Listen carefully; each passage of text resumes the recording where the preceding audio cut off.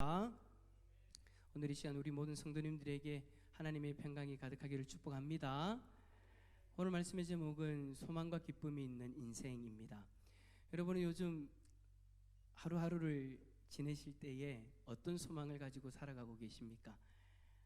어떤 인생이든지 소망이 없이 살아가다 보면 하루하루가 불행하고 아무 의미 없는 그러한 삶을 살아가게 되죠. 여러분 1982년 호주 멜버른에서 어느 목사님의 가정에 한 아들이 태어났습니다. 그런데 이 아이는 여러분 사진을 보는 것 같이 양팔과 양다리가 없이 발가락 2개 달린 작은 왼발만을 가지고 태어났습니다. 근데 초등학교 입학하고 나서 친구들과 지내다 보니까 친구들이 그때 어릴 때에는 잘 모르잖아요. 짓궂잖아요. 그러니까 이 아이를 놀리는 거예요. 그러다 보니 자신의 모습이 흉측해 보여서 8살 때 욕조에 빠지면서 자살을 시도합니다. 이후에도 아무 소망 없이 살아가는 이 아이는 2번의 자살을 더 시도했지만 주변 사람들의 도움으로 살아날 수 있게 되죠. 아이가 13살 되었을 때 어느 날 어머니께서 신문을 가져다 주셨는데 그 신문에 장애인들이 장애를 딛고 일어선 그런 이야기들이 실려 있는 거예요. 그 아이가 그 신문을 본 이후에 이 아이가 소망을 가지게 됩니다. 내가 가지고 있는 이 장애 극복할 수 있구나. 나에게 다가온 이 장애 나의 죄 때문에 나에게 온 것이 아니구나. 그 기사를 본 이후에 이 아이는 소망을 가지게 되었고 지금까지 행복하게 잘 살고 있대요. 이 아이는 13살 때 신문기사를 통해 소망을 가지지 못했다면 계속해서 자신의 인생을 저주하고 자살을 시도했을 거예요. 하지만 이 아이는 살아갈 소망을 발견했습니다. 가지게 되었어요. 지금은 그 어느 누구보다도 행복하게 소망 없는 인생들에게 찾아가서 살아갈 소망을 나누어주는 행복전도사로서 살아가고 있습니다.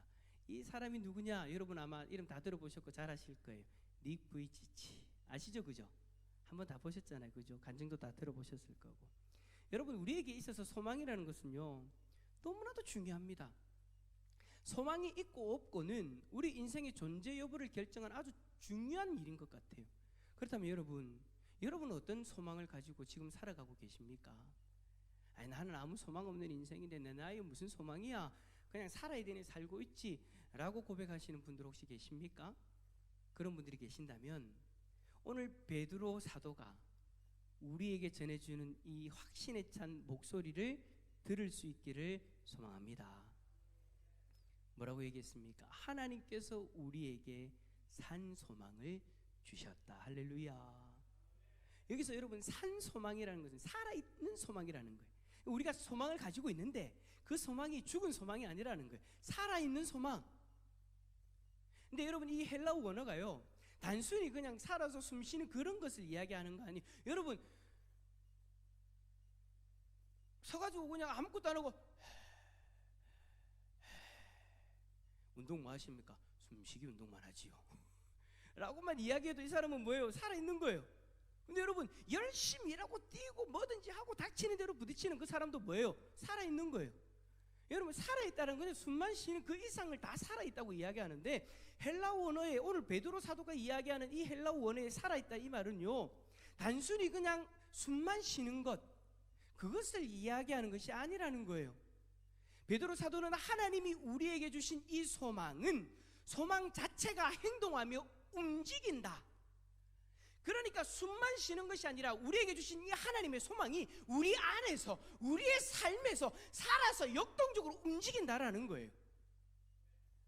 이 소망은요 우리 인생에 활력을 불어넣어주는 원리가 되고요 우리 인생의 전망이 밝은 것으로 바라보게 만들고요 계속해서 사물의 밝은 면을 보게 만드는 좋은 것만을 기대하게 만드는 그런 소망인 거예요. 이렇게나 강력한 소망을 베드로 사도가 오늘 이 베드로 전서를 통해서 이야기하는 이유가 뭐냐? 지난주에 말씀드렸던 것처럼 이 베드로전서를 받아든 독자들이 극심한 박해 가운데에서 그 박해의 마음을 다 빼앗겨 고통 가운데 하루하루를 보내고 있었기 때문입니다. 소망 없는 인생인 것처럼, 그렇게 저주받은 인생인 것처럼 그렇게 아무 의미 없이 하루하루를 견디면서 살아가고 있는 거예요. 이들의 마음에는요, 더 이상 소망을 발견할 수 없는, 품을 수 없는 그런 상태가 되어버린 거예요. 베드로 사도는 이러한 상태에 있는 독자들에게 그들이 잊고 있는 산 소망이 여전히 그들에게 있다라는 것을 깨워주기 위해서 오늘 이 말씀을 주고 있다라는 것이죠. 근데 여러분, 이 소망은요, 단순히 지식적인 게 아니에요. 그런 소망이 있지, 우리도 그런 거 많잖아요. 그런 일이 있지, 그런 행복이 있지, 그런 소망이 있지, 그냥 있지 하고 그걸로만 끝나고 자신의 삶은 이 소망과는 전혀 상관없는 지식적인 그런 소망이 아니라는 거예요. 그리고 순간적으로 좋아, 그 소망만 생각하면 좋아, 순간적으로 느낄 수 있는 그런 느낌으로만 끝나는 소망도 아니에요. 이 소망은 어떤 고난이 다가와도 우리의 인생을 포기하지 않도록 붙들어주고요, 긍정적인 삶을 살아갈 수 있도록 힘을 주는 하나님의 능력이 있는 소망입니다. 그런데 이 소망을 가지고 있는 사람들이 앞에 다가온 그 고난에 집중한 나머지 이 소망을 베드로전서를 읽는 독자들처럼 잊고 있는 거예요. 잊어버리고 살아가고 있는 거예요. 내 안에 있는데 그것이 있다라는 것을 잊어버리고 살아가는 거예요. 그래서 베드로는 그 잊어버린 소망을 다시금 깨달아서 지금 베드로전서를 바라보는 우리 모두에게도 동일하게 그 소망을 찾아라라고 외치고 있는 줄 믿습니다. 왜 우리가 그들과 동일하냐? 하나님이 하나님의 백성들에게 주신 소망이기 때문에 동일하다라는 거예요.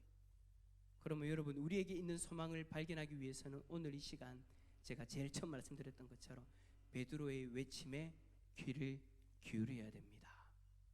먼저 여러분, 베드로는요, 하나님께서 어떻게 우리에게 소망을 주셨나 이야기합니다. 자, 3절 말씀 한번 읽어볼까요? 3절입니다. 시작. 우리 주 예수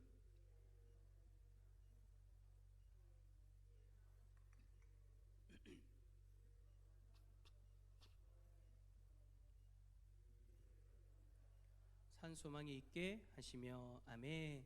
자, 베드로 사도는요, 우리 소망이 뭐로부터 시작됐다고 얘기합니까? 하나님의 긍휼. 솔직히 여러분, 우리가 이 땅에서 살아갈 때에 하나님을 떠나서 가지게 되는 소망들은 어때요? 운이 좋으면 생기는, 그리고 내가 열심히 하면 생기는, 어찌보면 내 입장에서 만들 수 있는 소망을 이야기해요. 그런데 하나님이 우리에게 주신 이 소망은 우리 쪽에서 획득할 수 있는 소망이 아니에요. 내가 뭔가를 하는 소망이 아니에요. 하나님의 긍휼로부터 시작된 소망이다 라고 그렇게 말씀하고 있는 거예요. 원래 여러분, 우리가 잘 알고 있는 것처럼 우리는 죄로 말미암아 죽을 수밖에 없는 소망 없는 인생들이었습니다. 그런 우리를 하나님이 긍휼히 여겨주셔서 죄 없는 우리를 그 자리에서 바로 심판하신 것이 아니라 우리를 구원하기 위해서, 죄에서 구원하기 위해서 이 땅에 예수 그리스도를 보내어 주셨고, 예수님이 십자가에서 죽으시고 부활하심으로 말미암아 우리의 죄를 속량해 주신 것이죠. 그로 인해서 우리는 하나님의 백성으로 다시 태어났어요. 여러분, 다시 태어났다를 신학적으로 다른 말로 뭐라고 합니까? 석자입니다. 마스크를 쓰고 있으니까 그러니까 하나도 안 들린다. 뭐라고요? 거듭난 인생이 되었다라는 거예요. 여러분, 이 거듭남으로 인해서 성경은 뭐라느냐, 베드로 사도는 뭐라느냐, 우리가 소망을 가질 수 있다. 그렇다면 여러분, 하나님의 백성으로 다시 태어나는 거, 거듭남의 그 인생이 우리에게는 왜 소망일까요? 우리의 인생을 활력 있는 인생으로 바꾸어버리는 그 살아있는 소망, 우리의 인생을 긍정적으로 바꾸어버리는 그 소망, 고난이 다가와도 넘어지지 않는 그 힘 있는 그 소망, 거듭남이 도대체 뭐기에, 어떤 역할을 하기에 우리에게 이런 소망을 가져다 주는 걸까요? 4절 말씀 한번 더 읽어봅시다. 4절입니다. 시작. 썩지 않고 더럽지 않고 쇠하지 아니하는 유업을 잊게 하시나니 곧 너희를 위하여 하늘에 간직하신 것이라. 아멘. 자, 거듭남이 우리에게 살아있는 소망을 주는 이유가 뭐냐? 우리가 하나님의 백성이 되면 우리가 하나님의 유업을 이어받는다. 할렐루야. 근데 여러분, 하나님의 유업이요, 이게 정말 대단한 거예요. 썩지 않는데요, 더럽지 않대요, 쇠하지 않는데요. 여러분, 썩고 더럽고 쇠하는 것, 이 세 가지가 결국에는 우리가 어디서 발견할 수 있는 겁니까? 이 땅에서 발견할 수 있는 거잖아요. 이 땅에서 우리가 누리는, 받게 되는 유업들이 썩는 것들이고 더러운 것들이고 쇠하는 것들이잖아요. 썩고 더럽고 쇠하는 세상의 유업들을 의지하면 우리는요, 소망 없는 인생들이 되어버려요. 여러분, 우리가 그러한 어떤 것들을 얻기 위해서 세상에서 추구하면서 열심히 그것을 향해 달려가잖아요. 그것을 소망을 품고 달려가잖아요. 우리가 추구하며 달렸던 것들이 여러분 어떻게 되던가요? 썩 없어지죠. 새로 더러워지죠. 쇠하는 것들이 얼마나 많이 있습니까? 달리면 달릴수록 우리 손에 잡혀서 뭔가 우리에게 참 소망을 줘야 되는데 내가 잡으려고 하면 그 모습이 변해져 있는 거예요. 변질되어져 있는 거예요. 내가 제일 처음 소망을 가졌을 때, 바라봤을 때 가졌던 그 모습이 아니더라는 거예요. 어느 순간 내가 소망을 가지면서 기대감을 가지고 그것을 붙잡았는데, 붙잡고 보니까 내가 이전에 생각했던 그 모습이 아닌 경우들이 얼마나 많이 있어요. 세상의 것들은 그렇다라는 거예요. 하지만 하나님의 유업은 다릅니다. 절대 썩지 않고요, 더럽지 않고요, 쇠하지 않는데 이 모든 것들이 어디에 있느냐? 하나님께서 하늘에 간직하신 것이다. 할렐루야. 그게 뭐예요? 천국의 것이다라는 거예요. 하나님이 계시는 천국에 있는 것, 이것이 바로 우리가 반드시 유업으로 얻게 되어지는 것인 줄 믿습니다. 반드시. 왜냐하면 이 모든 것들을 우리가 반드시 가게 되는 저 천국에 있기 때문에 반드시 받게 되어지는 소망. 이 땅의 소망들은 그렇지 않잖아요. 미래에 대해 불확실하잖아요. 여러분, 지금 이 땅의 것들에 소망을 두고 여러분들 달려가는데 그것이 여러분에게 반드시 올 것이라는 소망이 있습니까? 우리 초등학생 여러분, 꿈이 있어요? 꿈 있는 친구 고개 한번 끄덕여봐요. 아무도 없네요. 저도 어릴 때 꿈이 안 있었겠습니까? 꿈이 있는데 여러분, 그 꿈 내가 달려가면 잡을 줄 알았어요. 그런데 안 되더라고요. 고등학교 때도 안 되더라고요. 고등학교 때도 꾸었던, 그러니까 이제 하나님 앞에 부르심을 받기 전에 꾸었던 그 꿈 달려갈 수 있을 줄 알았어요. 잡을 수 있을 줄 알았어요. 근데 그게 여러분 불확실하더라고요. 내 머리는 될 줄 알았어요. 내가 계산한 대로 가면 되는 줄 알았어요. 근데 계산한 대로 가지질 않아. 희한해. 세상의 것들은 그렇다라는 거예요. 그러나 여러분, 하나님이 우리에게 주신 소망은 달라요. 불확실한 게 아니에요. 반드시 우리에게 다가오는 소망인 줄 믿습니다. 왜냐? 하나님이 우리에게 긍휼로 베풀어 주신 것이기 때문에. 그 하나님은 변하지 않는 분이기 때문에, 그 하나님에게는 불가능한 것이라고는 없기 때문에 하나님이 여러분에게 심어주신 그 소망은 반드시 여러분에게 주어집니다. 그렇기 때문에 우리는 여러분 살아있는 소망이라고 이야기할 수 있는 거예요. 세상의 소망은 살아있는 소망이 아니에요. 아, 되겠나 안 되겠나 날마다 고민하고 걱정하고 근심 가운데 거하면서 그 소망을 바라봐요. 하지만 하나님이 주신 소망은 달라요. 천국의 유업은 달라요. 반드시 이루어지리라. 할렐루야. 이것은 여러분 막연한 믿음이 아닙니다. 하나님이 분명하게 약속해 주신 그 말씀으로 말미암아 우리에게 주어진 확실한, 흔들리지 않는, 반드시 우리에게 주어지는 소망인 줄 믿습니다. 그렇기 때문에 우리는 확실한 소망을 가질 수 있는 거예요. 그리고 여러분, 이 소망이 왜 우리에게 더욱 살아있는 소망이 되느냐? 이 소망을 가지는 자는 하나님의 능력으로 보호하심을 받기 때문입니다. 자, 5절 말씀 한번 읽어봅시다. 5절입니다. 시작. 너희는 말세에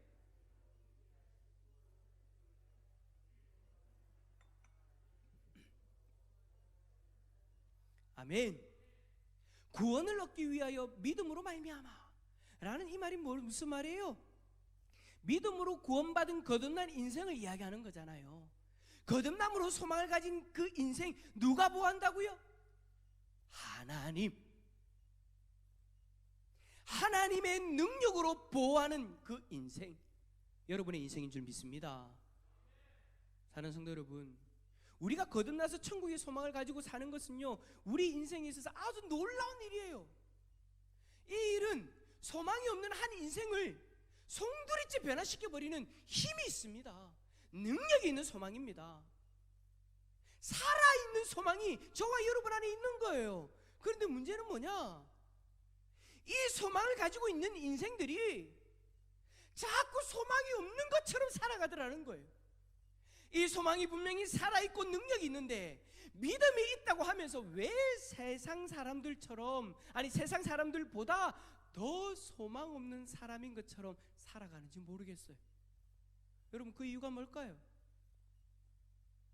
그 이유에 대해서 베드로 사도가 정확하게 이야기해요. 아니, 우리에게 힌트를 줘요. 6절 말씀 제가 읽을게요.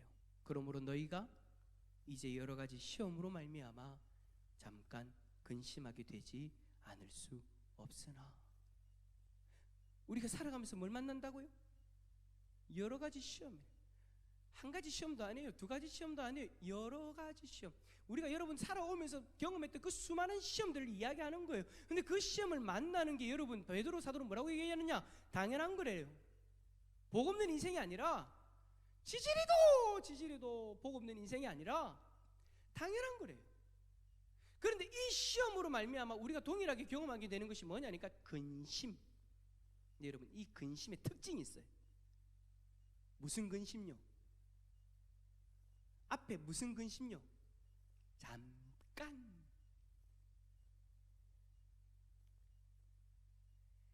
문제는 이 잠깐의 근심을 전부인 것처럼 당시에는 받아들이게 되는 거예요. 이 잠깐의 근심이 영원할 것처럼 받아들이게 되는 거예요. 그러니까 뭐냐니까 문제다라는 거예요. 지금 우리에게 다가온 근심은 여러분 잠깐 지나가는 근심일 뿐입니다. 그렇다고 해서 여러분, 제가 여러분들 앞에 다가온 그 고난, 그 근심 아무것도 아니다라고 얘기하는 거 아니에요. 무거운 거 알아요. 힘든 것 알아요. 근데 여러분, 힘들지만 여러분 지금까지 살아오면서 수많은 시험들 경험해 보셨잖아요. 수많은 근심들 경험해 보셨잖아요. 그 근심이 영원히 가지는 않더잖아요. 죽을 만큼 고통스럽지만 그 근심이 여러분 잠깐이더라라는 거예요. 그 근심이 전부인 것처럼 여러분에게 다가올 때 여러분 속지 마시길 바랍니다. 절대 그 근심은 영원할 수 없어요. 잠깐이에요. 좀 이런 이야기를 저는 말씀을 준비하면서 이런 말씀들을 이제 하나님 주셔서 준비하면서 느낀 게 뭐냐면, 하나님 이런 말씀은 진짜 인생에 진짜 성도들이 바라봐도 다 인정할 만큼 역대급 폭풍의 고난을 쫙 경험하면서 시험의 고난은, 그 고난의 고통은 잠깐입니다. 얘기하면 전부 다 할렐루야 아멘 하는데, 하나님 내가 이것을 무엇으로 표현하겠습니까? 근데 여러분, 저보다 여러분이 더 잘 아시잖아요. 그래서 저는 여러분 더 힘있게 전할 수 있어요. 여러분들이 아시잖아요. 여러분들이 지금 경험해본 그 시험 아시잖아요. 여러분에게 잠시 다가왔던 그 시험을 여러분 보시면 아시잖아요. 그 시험을 통해서 여러분들이 고난받고 근심하게 되는데 그 근심이 지금까지 안 오잖아요. 잠깐이잖아요.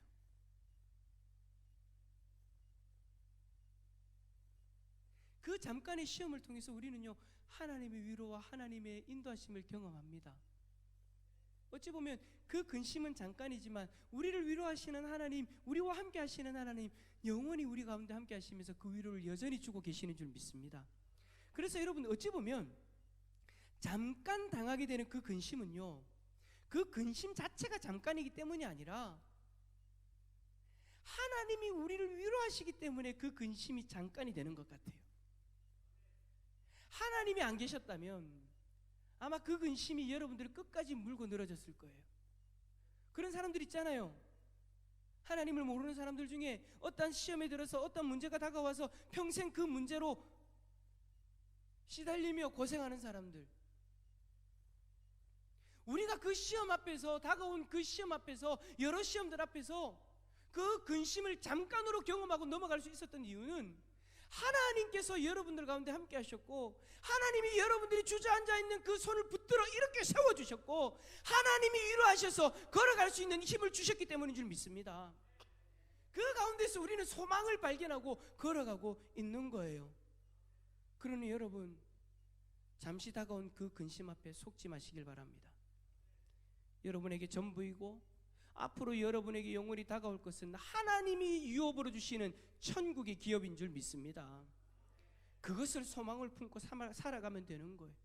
이 소망이 있으면 시험 앞에서 잠깐 근심하게 되나 오히려 기뻐하는 놀라운 일을 경험하게 됩니다.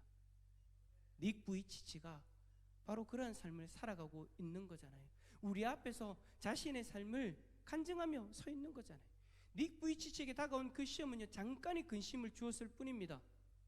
근데 여러분, 하나님이 아니었다면 그 잠깐의 근심이 아니라 영원한 근심으로 저렇게 서 있지 못하죠. 하지만 하나님으로 말미암아 자신에게 없는 것을 바라보지 않고 하나님이 자신에게 주신 것을 바라보면서 천국에 대한 소망을 발견하고 지금은 그 어느 누구보다도 보세요, 행복한 모습으로 서 있잖아요. 여러분, 유튜브에 닉 부이치치를 한번 치보세요. 닉 부이치치가 대부분 청소년들 앞에서 간증을 하거든요. 근데 청소년 앞에 간증하는 그 모습을 보면요, 닉 부이치치를 바라보는 청소년들의 그 얼굴이요, 장난이 없어요. 그 청소년들이, 장난기 많은 청소년들이, 절대 집중하지 못하는 청소년들이 오롯이 집중을 하면서 닉 부이치치를 바라보면 어떻게 하냐면 눈물을 흘려요. 넘어져서 일어날 때 닉 부이치치가 그런 간증을 잘하거든요. 넘어져서 끝났다고 생각할 때 끝이 아니다라고 얘기하면서 일어나는데, 그걸 바라보면서 청소년들이 눈물을 흘려요. 왜 눈물을 흘릴까? 아, 저 인생 불쌍하다. 아니요, 자기 자신을 보는 거예요. 나도 일어날 수 있는 뭔가가 있는데, 저가 일어난다면 나에게도 있는 것으로 일어날 수 있는데, 나는 이때까지 그걸 못 봤는데 저 사람은 그것을 발견하고 가는구나, 하나님이 주신 소망을 가지고 저렇게 행복하게 살아가는구나, 자신의 모습을 보면서 눈물을 흘리는 거예요. 그러면서 나갈 때 어떻게 하냐면 다 안아주는데, 그 안아주는 모습이 너무너무 진지해요. 사랑하는 성도 여러분, 말씀을 정리합니다. 여러분에게 다가온 그 시험으로 잠깐의 고난을 경험할 수 있습니다. 하지만 우리가 그 시험 가운데에서도 믿음으로 소망을 가지고 살아가게 된다면 우리는 하나님의 능력으로 보호하심을 받아서 큰 기쁨을 누릴 수 있는 줄 믿습니다. 그리고 오늘 우리가 읽지는 않았지만 7절의 말씀처럼 우리의 믿음으로 결국 주님의 칭찬과 영광과 존귀를 얻게 될 줄 믿습니다. 그러니 잠깐의 시험에 여러분의 산소망을 빼앗기지 마십시오. 여러분에게 주신 산소망에 집중하면서 복된 하나님의 백성들이 누릴 수 있는 그 놀라운 소망의 기쁨을 누리는 우리 성도님들 다 될 수 있기를 예수 그리스도 이름으로 축원합니다.